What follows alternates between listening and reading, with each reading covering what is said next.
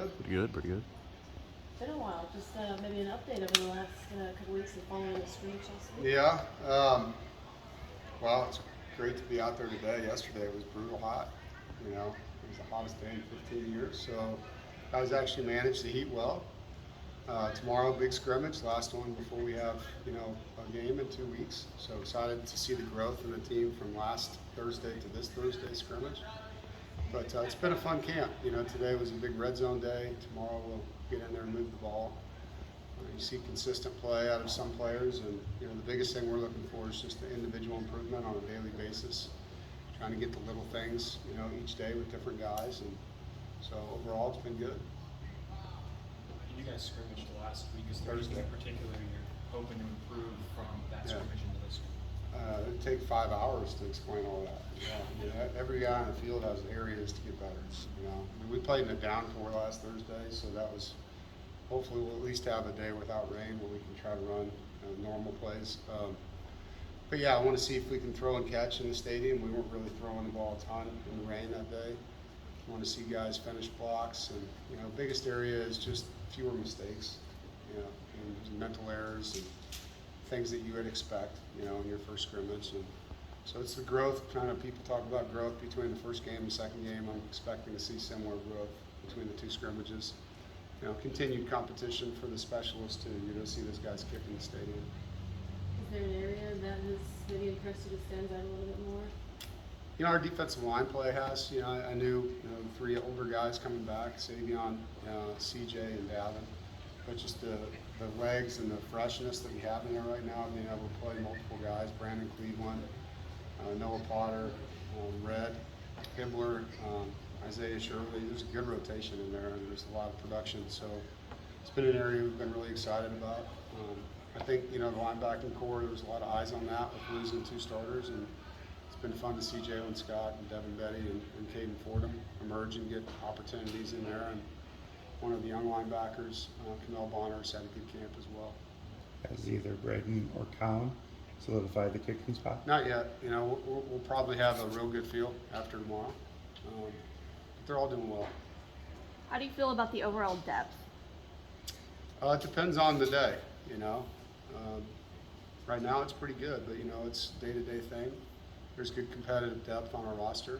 There's good young players developing at the same time. So we still got 2 weeks.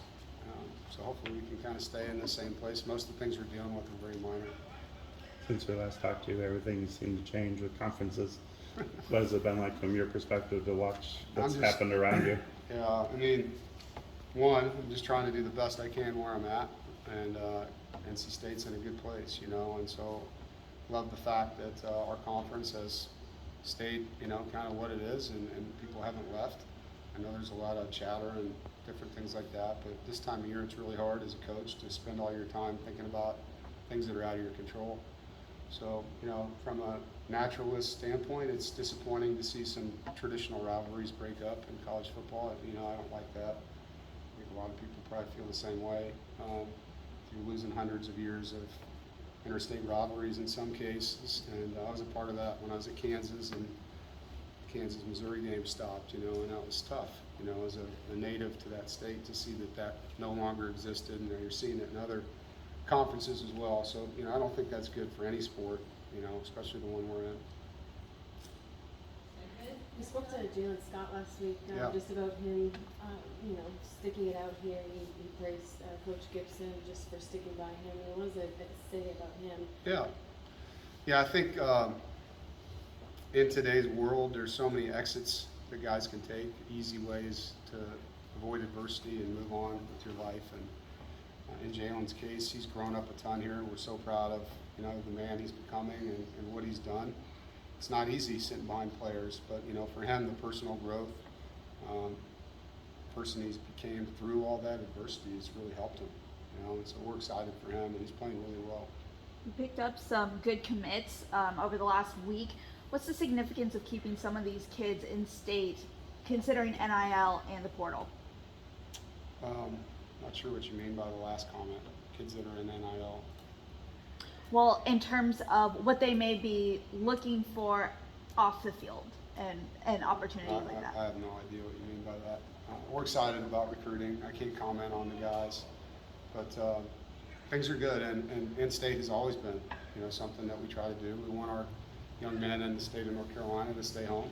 We want them to play for us when we feel like they're that kind of player, and it's helpful for their families. You know, they get to be close by and be a part of the experience with them. It's helpful for the young men. They get time off. You know, they can go home and be around their siblings if they have them, or grandparents. And so I think part of that, you know, for us was a huge, huge push when I first got here. I think the roster was less than half in-state. Now it's closer to 70%. So it's something that we take a lot of pride in. All right, thank you all. Thank you.